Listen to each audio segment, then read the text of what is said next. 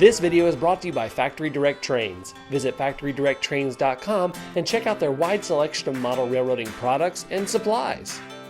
Hey everybody, it's Jimmy from the DIY and Digital, and I've got a quick preview of what's coming up this week and next week on my channel, plus a quick tip for you guys.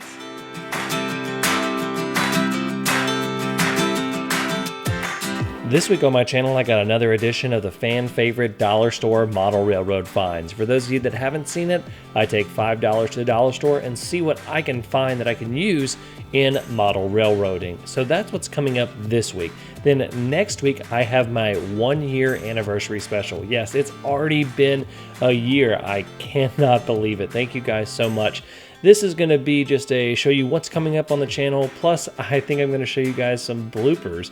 So that's what's coming up this week and next week on my channel. Now, on to the quick tip. My quick tip for this week is that no great layout was built in a day. And what that means is basically take your time when you are building your model railroad. This is a work of art that you are creating. It's an expression of who you are and some of the things that you like, and you really want it to be something that you can show off.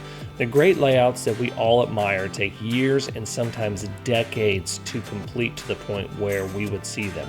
And that is something that you need to consider when you start building your layout.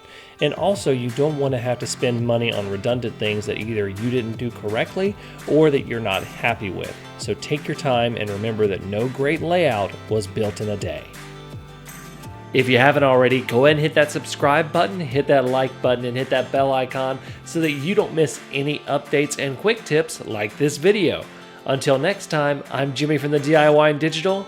Happy railroading!